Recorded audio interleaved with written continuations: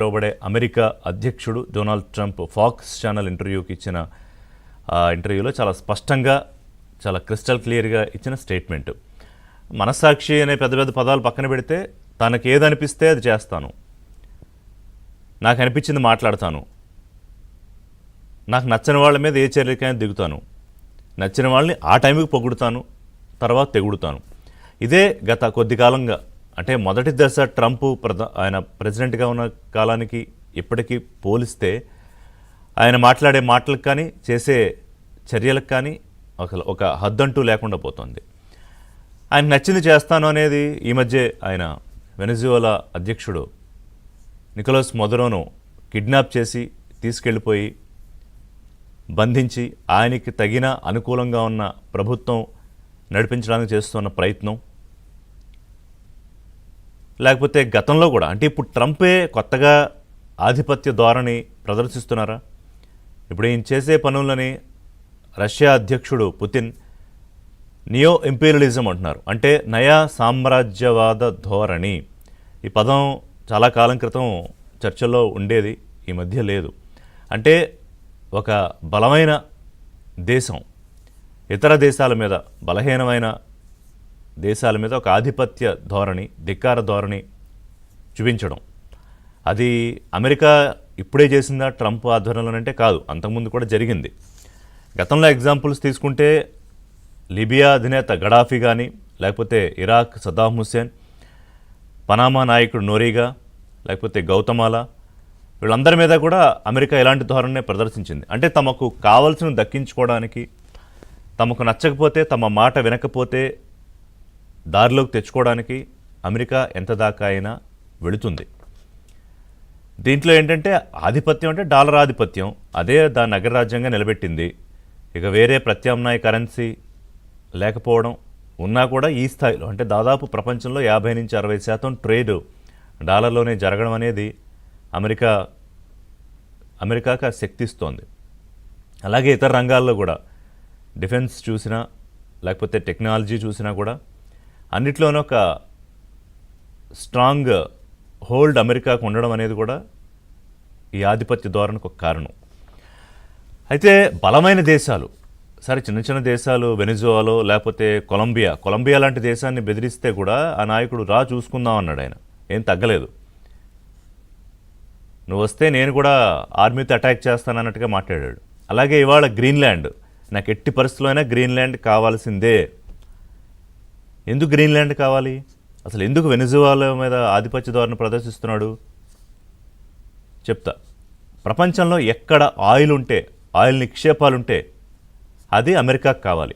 ఒకటి వాళ్ళు చెప్పినట్టు వినాలి, లేదా వాళ్ళు చెప్పిన వాళ్ళతోనే వ్యాపారం చేయాలి. అలాగే ఖనిజాలు, ఖరీదైన మినరల్స్ ఎక్కడుంటే అక్కడ అది అమెరికాకు కావాలి. ఇప్పుడు వెనిజువాలాలో అద్భుతమైన ఆయిల్ నిక్షేపాలు ఉన్నాయి. చైనా దేశం భారీ స్థాయిలో పెట్టుబడులు పెట్టింది వెనిజువాలాలో. So to control Venezuela is controlling China in a way. అంటే చైనాని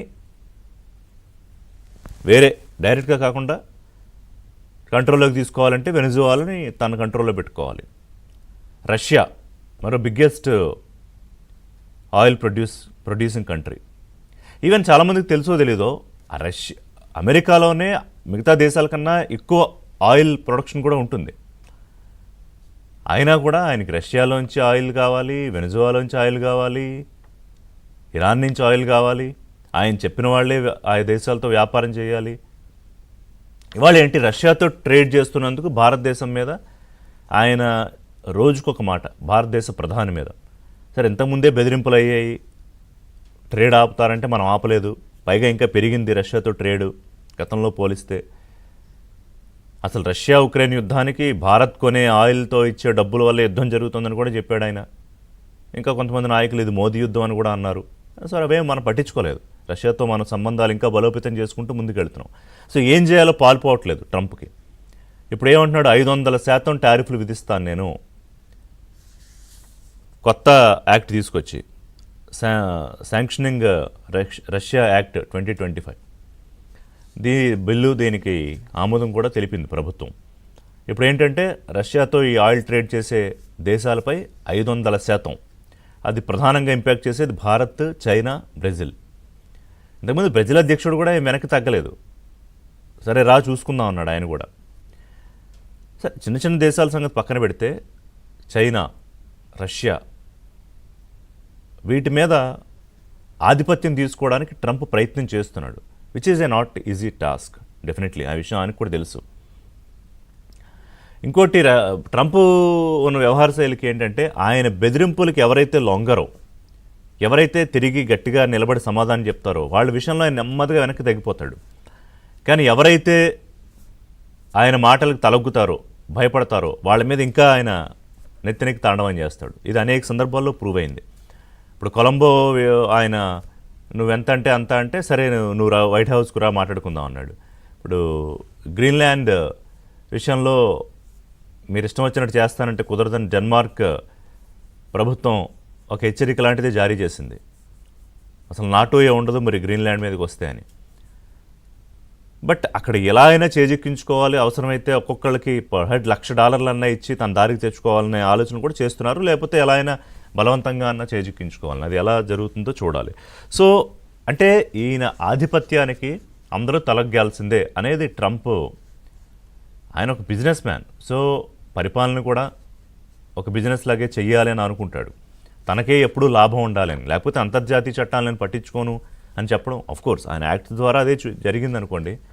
నికోలస్ మదురోని కిడ్నాప్ చేసి తీసుకెళ్ళడం, మదురోని.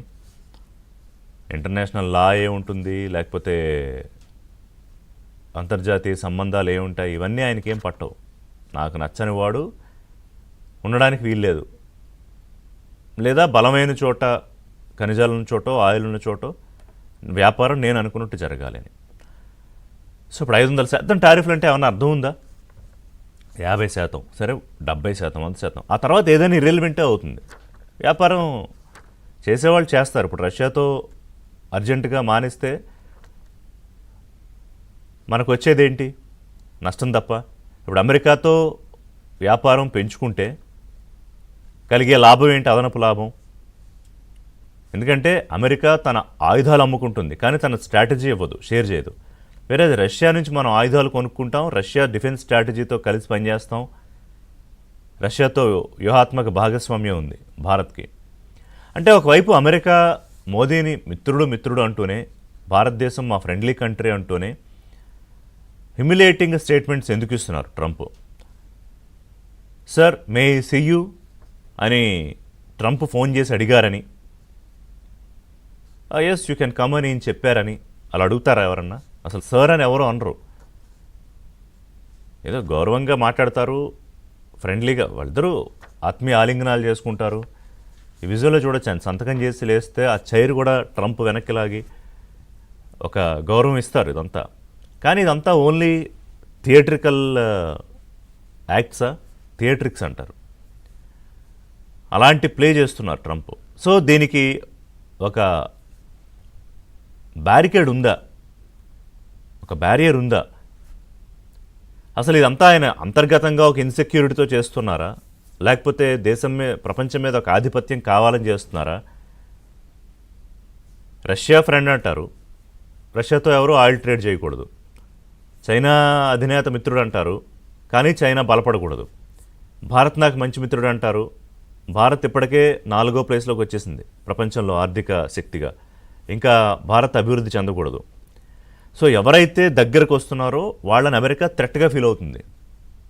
చిన్న బ్రేక్ తీసుకుందాం. బ్రేక్ తర్వాత అసలు ట్రంప్ సమస్య ఏంటి మనకున్న సమయంలో తెలుసుకుందాం.